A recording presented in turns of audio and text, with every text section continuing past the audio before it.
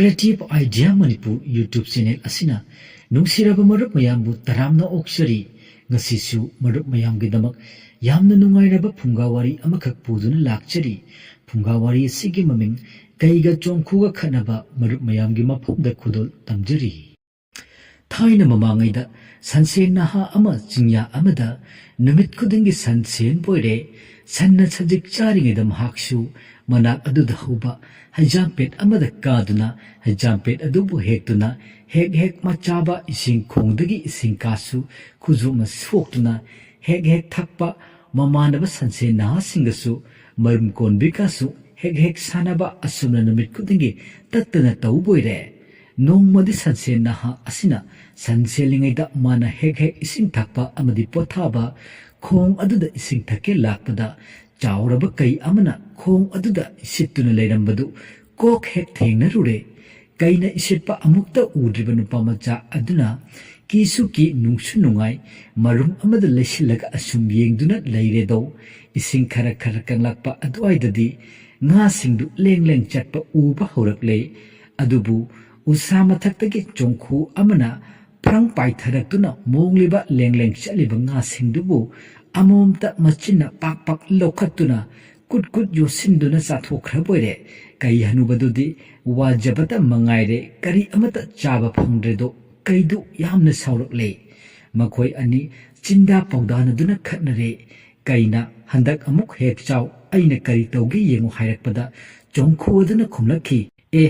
adudi chani nang kari tawba ngamni asumna haina launare kai adu hanagum isirpa amuk haure nga mayamdu chongbane karine prik saubadu ubada uthaktagi chongkhuna prang paitharatuna machil atumbaduna tap pharaga amuksu kut jotuna chathok kharedo kaina saman kiduna prang chongsinduna chongkhudu phuge tawbada chongkhuna usama thakta amuk prang paikhat khra boire kaidu chongkhu phaba ngamhaudaduna amuk khanna isit pahore handak amuksu chongkhuna uthaktagi paitharatuna nga mayamdu tap pharaga chathok khredo kaina hekta na chongkhuna uthakta hekta paikhatkhi asum tawna hauze kayarak tawrabadagidi kaidu onthokna nungai khidramale makhong chatting thoktuna leirai mapal aduda okkhongna kappedo pakraba mamai aduna amuktang sugatuna kaplakpa adudagidi thiman khraduna ngasai kuma yengduna leiram sansena hadu nokning man khraduna phak hek nokthokpada kanano atopa ama ukramale haiduna kai adu sakpham hek hanjin boire kaplambadagi sakpham khanghan hanjilakpaduna amukka hena thikhra boire nupa masadu nokpa khamba ngamkhidre kaina ikairibasi kaibudi chongkhuna ngami haibasi asi oire masi haikrani da ko haiduna kaina phanlauna chongsinduna nupa masadu lusanda ta phakredo aduga kayaduna hairakhi kaidagi chongkhuna ngami haibasi nang mi ataida haidokadra haiduna lusamda namduna hanglakpada nupa macha aduna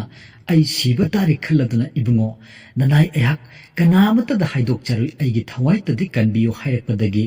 kaina nupa macha du thadok pire nupa macha sansen hadu numidang wairam oiraklabada magi sansalup adu hoiraduna mayumda thunglara boire san mayamdu sangonda punsilamnaga numidang oirakladuna imung machil manau mayamga asung wari sanaduna phamboire mayamna wari saiba kadu itatadana tuminna phamaga matomta thik hek nokpada mayamduna karino masina tawribasibo sansenba chatpada laiga omnarakba jala haina khalle madi ngasai kaina hek sugatuna kapadu ningsingluraga asumno ibajat oire ngai hak leiraga su amuk hek nok asum tawbasida masil manau mayamna kari tawre haina hangbada kaisu tawde haidokpa yade haiduna khumme haidokpa yade haibadudadi mayamdusu amuk hanna hangudre adubu man asum toina thik nolaklaba adudadi amukasu haiduna gri taksilakpada managa khara haidok ningbane haidok edo kaina isitpa chongkhuna nga phaduna chaba kaiga chongkhuga khanaba kaibu chongkhuna ngamba kaina mamai apakpadu peduna kappa kaina mangonda haidokpa yade kaibu chongkhuna ngami haibasi kanamata da khanganba yade haidoklabadi hatkani hairakpa wari singasi amata chitadana sanchen hana mapa mama machil manau singa tamthok ledo Tamningna leiramba wafam ama tamthokpadudadi nupa machado maponang leitarama le ngaihak leiragadi kro kro nakhoktuna tumthokre ngasai chingda laihuba kai hanubadu sansenahaki mayumda laklaga yena khada lumduna nupa machana kaiga chongkhuga khanabagi paw machil manawda tambadu tarara boiredo kai adu ikaibana loire hek siningba haibadu yaure phai nang hayeng khanganido lakta la u sansenba min haidokano hairaga asumna haiduna hankre nongale sansen nahadu hanagi matawgum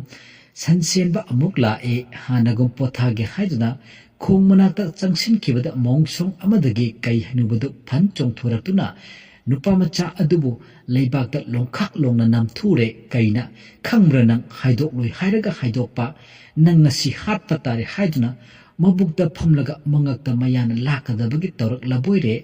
siramdai matam yaurabada sansen nahana mama mapa machil manaw ningsingduna kabak laboire laigi nongdamdagi tanja simaktada nupamacha adugi mabuk manungda